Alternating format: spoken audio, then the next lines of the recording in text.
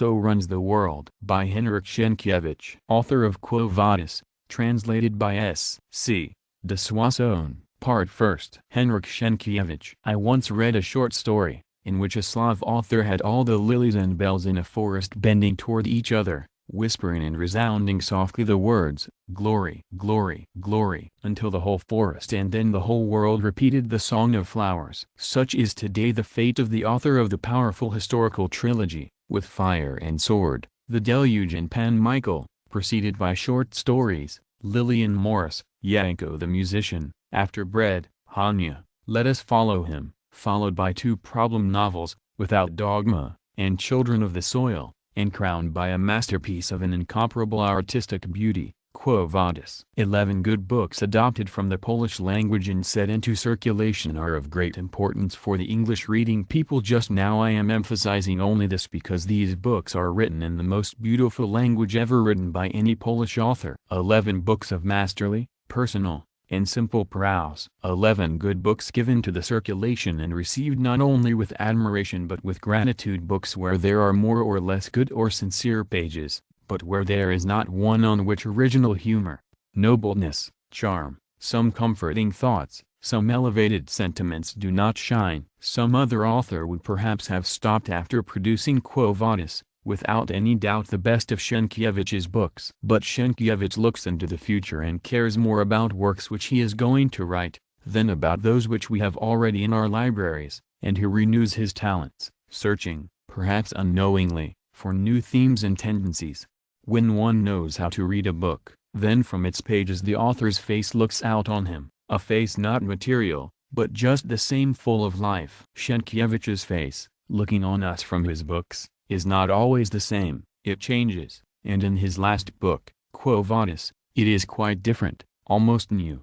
There are some people who throw down a book after having read it, as one leaves a bottle after having drank the wine from it. There are others who read books with a pencil in their hands, and they mark the most striking passages. Afterward, in the hours of rest, in the moments when one needs a stimulant from within and one searches for harmony, sympathy of a thing apparently so dead and strange as a book is, they come back to the marked passages, to their own thoughts, more comprehensible since an author expressed them, to their own sentiments, stronger and more natural since they found them in somebody else's words. Because ofttimes it seems to us the common readers that there is no difference between our interior world and the horizon of great authors, and we flatter ourselves by believing that we are only less daring, less brave than our thinkers and poets, that some interior lack of courage stopped us from having formulated our impressions. And in this sentiment there is a great deal of truth. But while this expression of our thoughts seems to us to be a daring,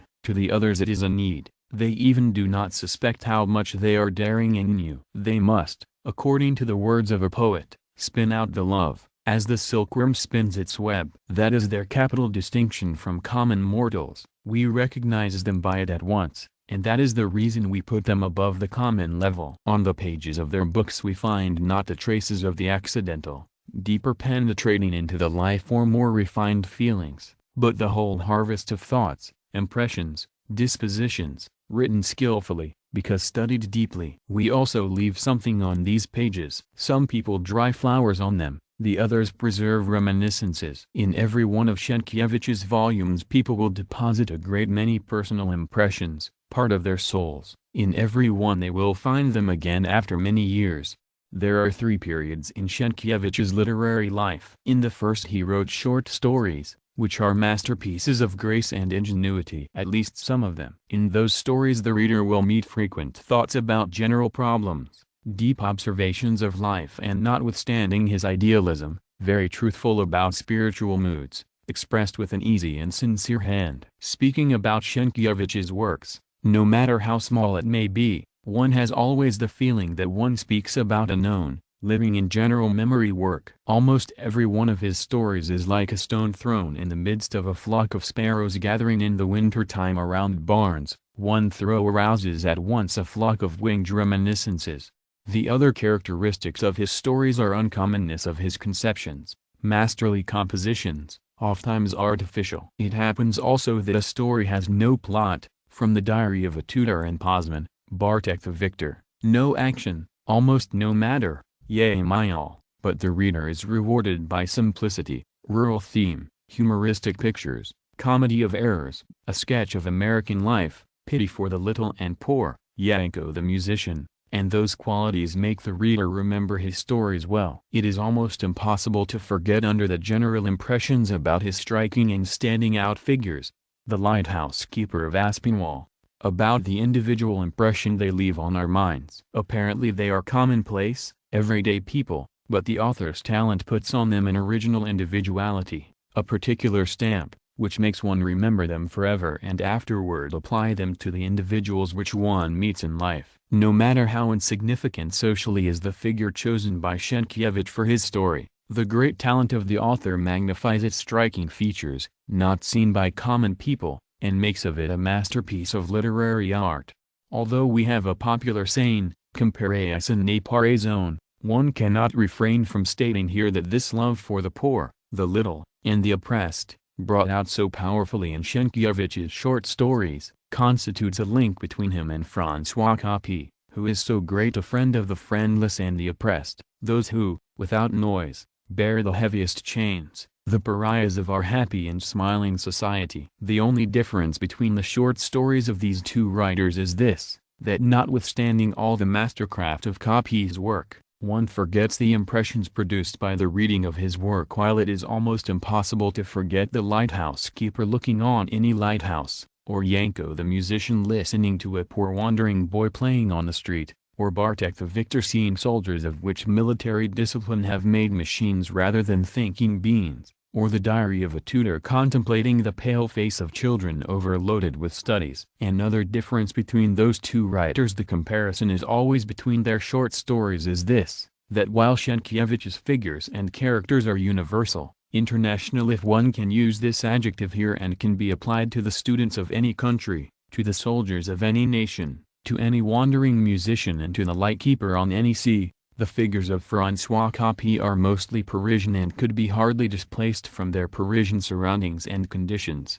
Sometimes the whole short story is written for the sake of that which the French call point. When one has finished the reading of Zeus's sentence, for a moment the charming description of the evening and Athenian night is lost. And what a beautiful description it is! If the art of reading were cultivated in America as it is in France and Germany, I would not be surprised if some American Legouve or Straucus were to add to his repertoire such productions of prose as this humorously poetic Zeus's sentence, or that mystic madrigal, Be Blessed. But the dusk did not last long, writes Sienkiewicz. Soon from the archipelago appeared the pale Selene and began to sail like a silvery boat in the heavenly space. And the walls of the Acropolis lighted again, but they beamed now with a pale green light, and looked more than ever like the vision of a dream. But all these, and other equally charming pictures, disappear for a moment from the memory of the reader. There remains only the final joke, only Zeus's sentence. A virtuous woman, especially when she loves another man, can resist Apollo, but surely and always a stupid woman will resist him. Only when one thinks of the story does one see that the ending, that immoral conclusion I should say if I were not able to understand the joke, does not constitute the essence of the story.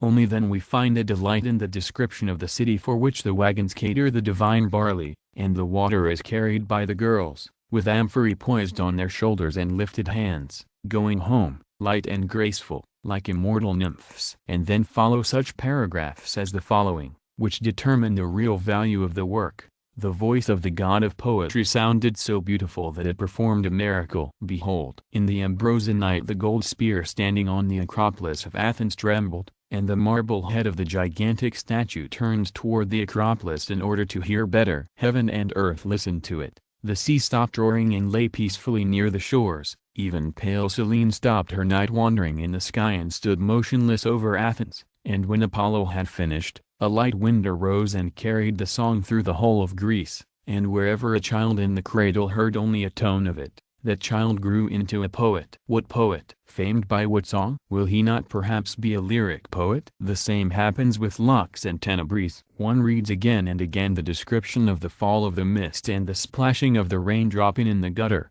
the calling of the crows, migrating to the city for their winter quarters, and, with flapping of wings, roosting in the trees. One feels that the whole misery of the first 10 pages was necessary in order to form a background for the 2 pages of heavenly light, to bring out the brightness of that light. Those who have lost their best beloved, writes Sienkiewicz, must hang their lives on something, otherwise they could not exist. In such sentences, and it is not the prettiest, but the shortest that I have quoted, resounds, however, the quieting wisdom, the noble love of the art which poor Kamienka respected deeply and was always sincere toward. During the long years of his profession he never cheated nor wronged it, neither for the sake of fame nor money, nor for praise nor for criticism. He always wrote as he felt. Were I not like Ruth of the Bible, doomed to pick the ears of corn instead of being myself a sower? If God had not made me critic and worshipper but artist and creator, I could not wish for another necrology than those words of Sienkiewicz regarding the statuary Kamienka.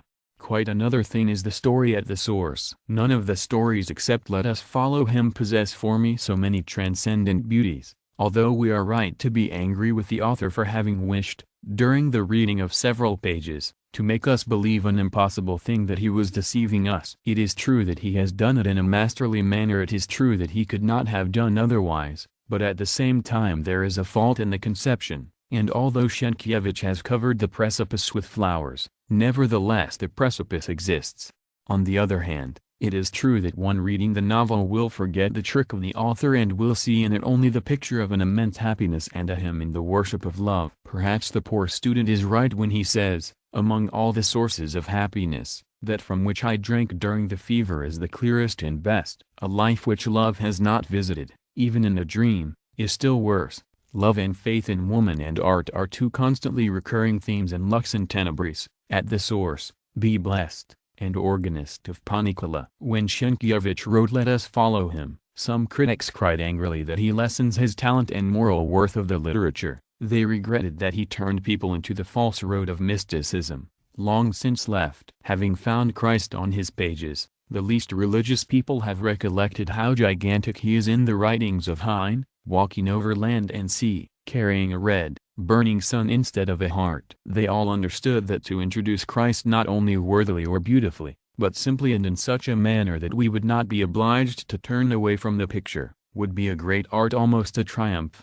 In later times we have made many such attempts. The mysticism became today an article of commerce. The religious tenderness and simplicity was spread among Parisian newspaper men, playwrights and novelists, such as Armand Sylvestre, such as Theodore de Wiseau, are playing at writing up Christian dogmas and legends. And a strange thing, while the painters try to bring the Christ nearer to the crowd, while Fritz von Lermit put the Christ in a country school, in a working men's house, the weakling writers, imitating poets, dress him in old, faded, traditional clothes and surround him with a theatrical light which they dared to call mysticism. They are crowding the porticos of the temple, but they are merely merchants. Anne in All France alone cannot be placed in the same crowd. In Let Us Follow Him the situation and characters are known, and are already to be found in literature. But never were they painted so simply, so modestly, without romantic complaints and exclamations. In the first chapters of that story there appears an epic writer with whom we have for a long time been familiar. We are accustomed to that uncommon simplicity. But in order to appreciate the narrative regarding Enta, one must listen attentively to this slow prose, and then one will notice the rhythmic sentences following one after the other. Then one feels that the author is building a great foundation for the action. Sometimes there occurs a brief, sharp sentence ending in a strong,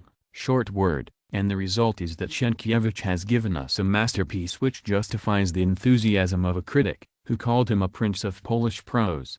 In the second period of his literary activity, Sienkiewicz has produced his remarkable historical trilogy, The Deluge, with Fire and Sword, and Pan Michael, in which his talent shines forth powerfully, and which possess absolutely distinctive characters from his short stories. The admirers of Romanticism cannot find any better books in historical fiction. Some critic has said righteously about Sienkiewicz, speaking of his Deluge, that he is the first of Polish novelists, past or present, and second to none now living in England, France, or Germany. Sienkiewicz being himself a nobleman, therefore naturally in his historical novels he describes the glorious deeds of the Polish nobility, who, being located on the frontier of such barbarous nations as Turks, Cossacks, Tartars, and Wallachs, today Romania, had defended Europe for centuries from the invasions of barbarism and gave the time to Germany, France, and England to outstrip Poland in the development of material welfare and general civilization among the masses, the nobility being always very refined, though in the 15th century the literature of Poland and her sister Bohemia,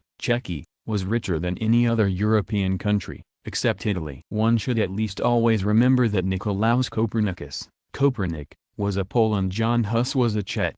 Historical novels began in England, or rather in Scotland, by the genius of Walter Scott, followed in France by Alexander Dumas père. These two great writers had numerous followers and imitators in all countries, and every nation can point out some more or less successful writer in that field, but who never attained the great success of Sienkiewicz, whose works are translated into many languages, even into Russian, where the antipathy for the Polish superior degree of civilization is still very eager. The superiority of Sienkiewicz's talent is then affirmed by this fact of translation, and I would dare say that he is superior to the father of this kind of novels, on account of his historical coloring, so much emphasized in Walter Scott. This important quality in the historical novel is truer and more lively in the Polish writer, and then he possesses that psychological depth about which Walter Scott never dreamed. Walter Scott never has created such an original and typical figure as Zagloba is, who is a worthy rival to Shakespeare's Falstaff. As for the description of duelings, fights, battles, Sienkiewicz's fantastically heroic pen is without rival. Alexander Dumas, notwithstanding the biting criticism of Bruyonetier, will always remain a great favorite with the reading masses, who are searching in his books for pleasure, amusement, and distraction. Sienkiewicz's historical novels possess all the interesting qualities of Dumas, and besides that they are full of wholesome food for thinking minds. His colors are more shining, his brushes broader, his composition more artful, chiseled, finished, better built, and executed with more vigor. While Dumas amuses, pleases, distracts, Sienkiewicz astonishes, surprises, bewitches. All uneasy preoccupations, the dolorous echoes of eternal problems, which philosophical doubt imposes with the everlasting anguish of the human mind, the mystery of the origin, the enigma of destiny, the inexplicable necessity of suffering, the short, tragical, and sublime vision of the future of the soul, and the future not less difficult to be guessed of by the human race in this material world, the torments of human conscience and responsibility for the deeds, is said by Sienkiewicz without any pedanticism, without any dryness. If we say that the great Hungarian author Maurice Joke, who also writes historical novels, pales when compared with that fascinating Pole who leaves far behind him the late lions in the field of romanticism, Stanley J. Weyman and Anthony Hope, we are through with that part of Sienkiewicz's literary achievements. In the third period, Sienkiewicz is represented by two problem novels, Without Dogma and Children of the Soil. The charm of Sienkiewicz's psychological novels is the synthesis so seldom realized and, as I have already said, the plastic beauty and abstract thoughts. He possesses also an admirable assurance of psychological analysis, a mastery in the painting of customs and characters, and the rarest and most precious faculty of animating his heroes with intense, personal life, which, though it is only an illusionary life, appears less deceitful than the real life. In that field of novels Sienkiewicz differs greatly from Balzac, for instance, who forced himself to paint the man in his perversity or in his stupidity. According to his views, life is the racing after riches. The whole of Balzac's philosophy can be resumed in the deification of the force. All his heroes are strong men who disdain humanity and take advantage of it. Sienkiewicz's psychological novels are not lacking in the ideal in his conception of life. They are active powers, forming human souls. The reader finds there, in a well-balanced proportion, good and bad ideas of life, and he represents this life as a good thing, worthy of living. He differs also from Paul Bourget, who as a German savant counts how many microbes are in a drop of spoiled blood, who is pleased with any ferment, who does not care for healthy souls, as a doctor does not care for healthy people, and who is fond of corruption. Sienkiewicz's analysis of life is not exclusively pathological, and we find in his novels healthy as well as sick people as in the real life. He takes colors from twilight and aurora to paint with, and by doing so he strengthens our energy, he stimulates our ability for thinking about those eternal problems, difficult to be decided, but which existed and will exist as long as humanity will exist. He prefers green fields, the perfume of flowers, health, virtue, to Zola's liking for crime, sickness, cadaverous putridness, and manure. He prefers la humaine to la bête humaine. He is never vulgar even when his heroes do not wear any gloves, and he has these common points with Shakespeare and Molière, that he does not paint only certain types of humanity, taken from one certain part of the country, as it is with the majority of French writers who do not go out of their dear Paris. In Sienkiewicz's novels one can find every kind of people, beginning with humble peasants and modest noblemen created by God, and ending with proud lords made by the kings. In the novel Without Dogma, there are many keen and sharp observations, said masterly and briefly. There are many states of the soul, if not always very deep, at least written with art. And his merit in that respect is greater than of any other writers, if we take in consideration that in Poland heroic lyricism and poetical picturesqueness prevail in the literature. The one who wishes to find in the modern literature some aphorism to classify the characteristics of the people, in order to be able afterward to apply them to their fellow men, must read Children of the Soil. But the one who is less selfish and wicked, and wishes to collect for his own use such a library as to be able at any moment to take a book from a shelf and find in it something which would make him thoughtful or would make him forget the ordinary life, he must get Quo Vadis, because there he will find pages which will recomfort him by their beauty and dignity. It will enable him to go out from his surroundings and enter into himself, i.e., in that better man whom we sometimes feel in our interior. And while reading this book he ought to leave on its pages the traces of his readings, some marks made with a lead pencil or with his whole memory. It seems that in that book a new man was aroused in Sienkiewicz, and any praise said about this unrivaled masterpiece will be as pale as any powerful lamp is pale comparatively with the glory of the sun. For instance, if I say that Sienkiewicz has made a thorough study of Nero's epic, and that his great talent and his plastic imagination created the most powerful pictures in the historical background, will it not be a very tame praise, compared with his book which, while reading it, one shivers and the blood freezes in one's veins? In Quo Vadis the whole Alta Roma, beginning with slaves carrying mosaics for their refined masters, and ending with patricians, who were so fond of beautiful things that one of them for instance used to kiss at every moment the superb vase, stands before our eyes as if it was reconstructed by a magical power from ruins and death. There is no better description of the burning of Rome in any literature. While reading it everything turns red in one's eyes, and immense noises fill one's ears. And the moment when Christ appears on the hill to the frightened Peter, who is going to leave Rome, not feeling strong enough to fight with mighty Caesar, will remain one of the strongest passages of the literature of the whole world. After having read again and again this great, shall I say the greatest historical novel, and having wondered at its deep conception, masterly execution, beautiful language, powerful painting of the epoch, plastic description of customs and habits, enthusiasm of the first followers of Christ, refinement of Roman civilization, corruption of the old world, the question rises, what is the dominating idea of the author, spread out all over the whole book? It is the cry of Christians murdered in circuses, Pro Christo. Sienkiewicz, searching always and continually for a tranquil harbor from the storms of conscience and investigation of the tormented mind, finds such a harbor in the religious sentiments, in lively Christian faith. This idea is woven as golden thread in a silk brocade, not only in Quo Vadis, but also in all his novels. In Fire and Sword his principal hero is an outlaw, but all his crimes, not only against society, but also against nature, are redeemed by faith, and as a consequence of it afterward by good deeds. In The Children of the Soul, he takes one of his principal characters upon one of 7 Roman hills,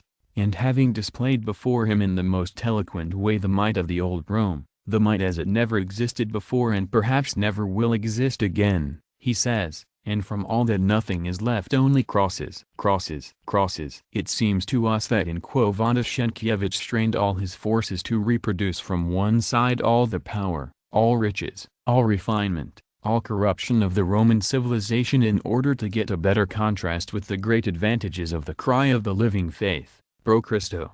In that cry the asphyxiated not only in old times but in our days also find refreshment, the tormented by doubt, peace. From that cry flows hope, and naturally people prefer those from whom the blessing comes to those who curse and doom them. Sienkiewicz considers the Christian faith as the principal and even the only help which humanity needs to bear cheerfully the burden and struggle of everyday life. Equally his personal experience as well as his studies made him worship Christ. He is not one of those who say that religion is good for the people at large. He does not admit such a shade of contempt in a question touching so near the human heart. He knows that everyone is a man in the presence of sorrow and the conundrum of fate, contradiction of justice, tearing of death, and uneasiness of hope. He believes that the only way to cross the precipice is the flight with the wings of faith, the precipice made between the submission to general and absolute laws and the confidence in the infinite goodness of the Father.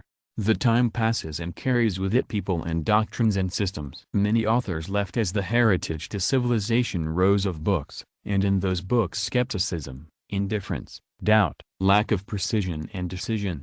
But the last symptoms in the literature show us that the Stoicism is not sufficient for our generation, not satisfied with Marcus Aurelius's gospel, which was not sufficient even to that brilliant Sienkiewicz's Roman Arbiter Elegantiarum, the over-refined patrician Petronius. A nation which desired to live, and does not wish either to perish in the desert or be drowned in the mud, needs such a great help which only religion gives. The history is not only Magister Vitae, but also it is the master of conscience. Literature has in Sienkiewicz a great poet, epical as well as lyrical. I shall not mourn, although I appreciate the justified complaint about objectivity in Bell's Lettura. But now there is no question what poetry will be, there is the question whether it will be, and I believe that society, being tired with Zola's realism and its caricature, not with the picturesqueness of Lodi, but with catalogues of painters' colors, not with the depth of Ibsen, but the oddness of his imitators, it seems to me that society will hate the poetry which discusses and philosophizes,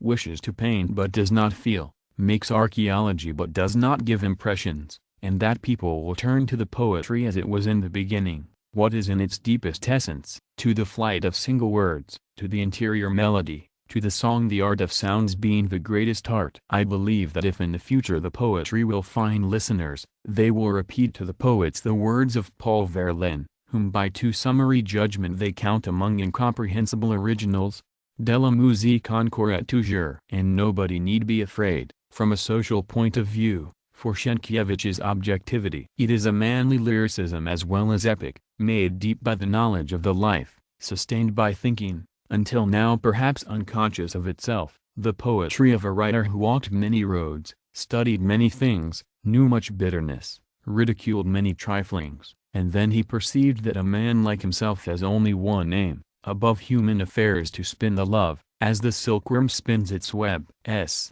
C. de Soissons, The University, Cambridge, Mass.